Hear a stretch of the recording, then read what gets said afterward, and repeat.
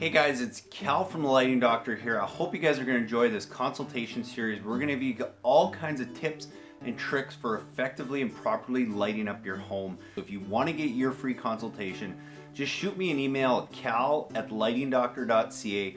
Send me a few pictures and we'll give you a video presentation of what lights are going to work best with your property, or go and visit us at lightingdoctor.ca or go check out all our videos on YouTube.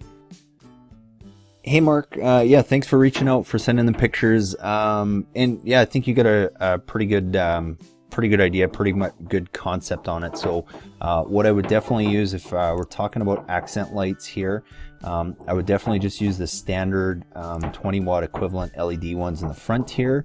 I would try and have one again on this pillar and this pillar, like you said, this pillar and this pillar. Try and get them fairly close because you do want to have them shining more up than having it further back and shining at it, just because it's going to create less of a hot spot and you'll get really good texturing of the nice rock here. So I would definitely have those four up front, and then I would probably use the same light on the sides here. So I would probably try and get an accent light here, here, and here, and just kind of space them separately, so you kind of got three highlighting this front here, and then same thing on this side. I would probably try and get 1, 2, 3, and on this side I wouldn't worry so much about whether it's, you know, under the window or whatever, more so just you get 3 kind of equal spacings across here. And again, same as the pillars, try and get them fairly close to the house because you want to really get the texture of the stonework here. And then something else I would very strongly consider if you're up for the challenge is even running some wire up the eaves trough here and across the eaves trough and making a connection there, and actually mounting a wash light like this guy up on this top peak. And the reason being I would use a wash light there rather than an accent light. Sorry, my computer is a little slow, but mounting a wash light here, it's a softer light and it's a wider angle light, so it would do a really good job of lighting the second tier. So that's what I would do on the front, and then on the back, yeah, like you said, I would definitely use and it depends. You can use depends on the viewing angle. If you want to hit it from like this side and this side and this side and this side, then yes, you can definitely use 4 of the accent lights on here, definitely with, I would say, a higher intensity and a narrower beam angle. So you might want to look at a 35 watt equivalent lamp in there. So that's something we can throw in and just narrow the angle a bit. So it's maybe a 25-degree spread, so it's still gonna it's just gonna shoot that light up a little bit higher. So I think you could get away with 2 and just have it looking good from back here. But if you want to have a good, nice look as people kind of come around the house and stuff, then it would be a good idea to hit it from both of those angles.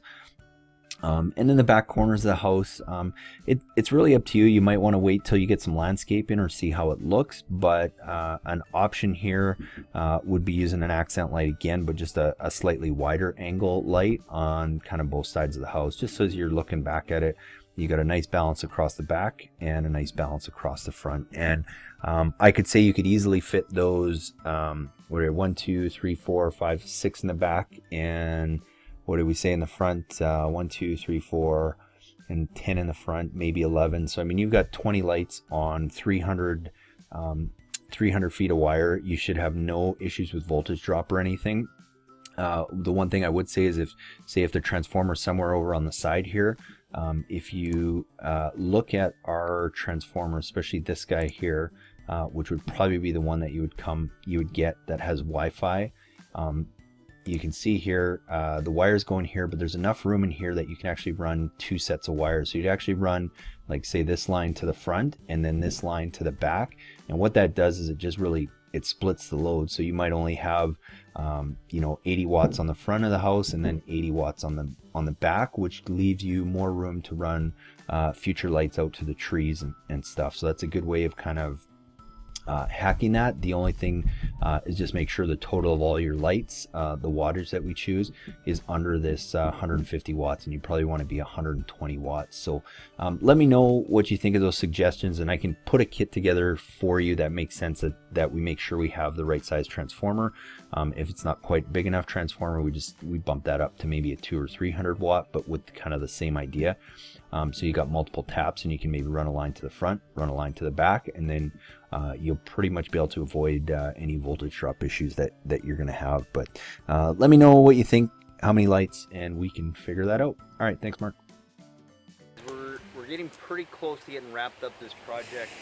We've got all our lights in, so basically, you know, our first step was we took a design and we went and chose all our lights. What was cool about this one is, you know, this is a client who actually had emailed in pictures for a free consultation, and because it was on Vancouver Island, we were able to do it. So we looked through all his pictures, we gave him some recommendations, and then we gave him a price to actually install it, which is not always the case because some of you guys are far away. I wish we could, but we just can't. But what was cool is then we got on site, and a lot of what we had determined from the pictures were very accurate. So we already had a pretty good idea of what we were going to do, how many lights, and we're able to size the transformers beforehand.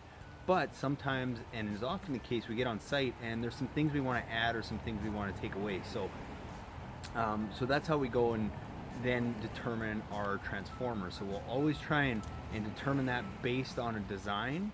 But the key is just leave it a little bit bigger if you're not sure, because you always want to make sure you have enough room. And if you're using an LED system, it's not as crucial that you get it the exact transformer as when you had a halogen system. With a halogen system, you had transformers that had multiple taps, and you really had to be careful that you were getting the right voltage to the right lamps, or you were just going to burn them out a lot quicker. But if you're getting an LED system, a lot of times you'll see on the box it'll say that your LED is usually rated from 9 volts all the way to 15 volts, which means it's going to operate within that range, whereas halogens was usually between 11 and 12, so you really had to do your math.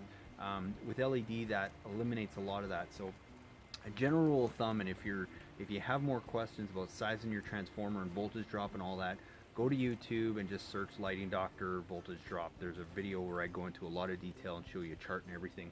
But general rule of thumb, on 300 feet of wire, you can put up to 100 watts and not really have any voltage drop issues, as long as you're using a larger transformer like this that has a 15 volt tap, which means you're starting at 15 volts and all the way down the line you might get down to 10 volts, but that's still going to run that light and it's still going to be as bright as it should, because that bulb is rated from 9 to 15 volts. Again, assuming it's a good one. That's why we always say not all products are created equal, so you have to do some due diligence there. We do a lot of that in our kits, but just buyer beware. So basically, it's really simple to go and size your transformers. You take all your lights, you add up all the wattage of all the lights. So if you have a bunch of 5 watt up lights and you've got let's call it 20 of them, well that comes out to 100 watts. But you want to size that transformer a little bit larger, because depending on the efficiency of that bulb, the more efficient it is, the closer that actual wattage is going to be to 5 watts. But the least efficient or the lesser efficient bulbs are going to sometimes be almost 10 watts, even though the box says 10 watts, and that's something called their actual, it's called their VA, their actual wattage. So you got to be careful about that. That's why I always say size it a little bit more. But general rule of thumb, add up all your lights, and then size your transformer 20, 30, 40% more than that. If you don't want to have to worry about voltage drop, get a good transformer that has a 15 volt tap, and you can run 100 watts on 300 feet of line without running into that issue of losing any brightness at the end of the line. But that's basically it when it comes to a transformer. The only other thing I was going to mention is the timer options. Now, you know, you see a lot of the dinosaur looking timers where it's this little digital or this little analog wheel that you got all these little tabs you got to stick out. They got these different digital timers that you got to be a rocket science to operate. The nice thing is that a transformer like this, we use one of these. It's from Wion. It's a Wi-Fi timer. So basically, there's dozens of these on the market, and if you have a smart home system, have a look if they already have an outdoor plug, because that's all this is. It's basically a Wi-Fi plug for outdoors, and all you have to do is now, when you go plug this transformer into your GFCI receptacle, all you're going to do is you're going to flip this into the on position. So you're just going to leave your transformer in all the time.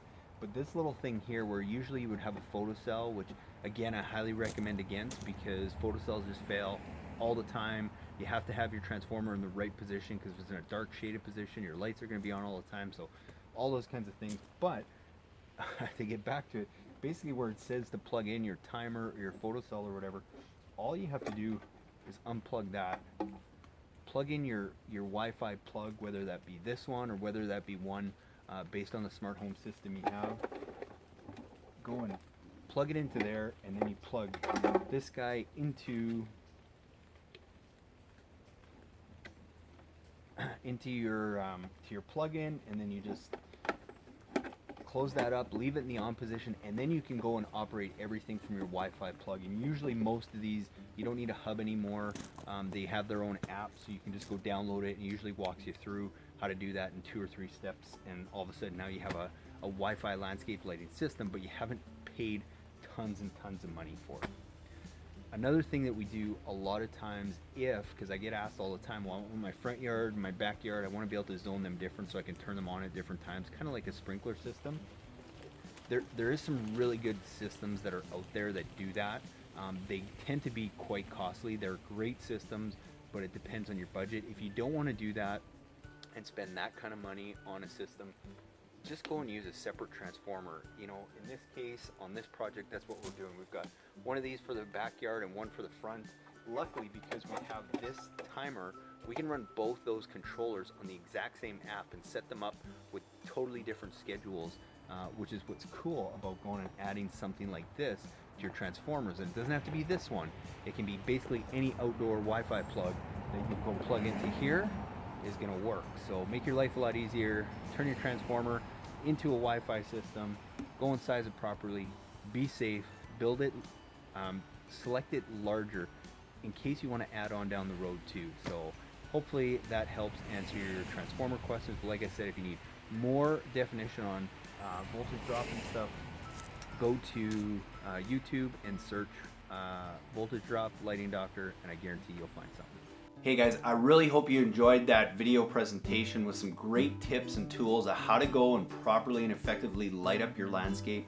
And be sure, if you want your own free consultation video, just send me an email at cal@lightingdoctor.ca with a few pictures of your property, and we'll get back to you with some really cool ideas and ways to go and effectively light your property.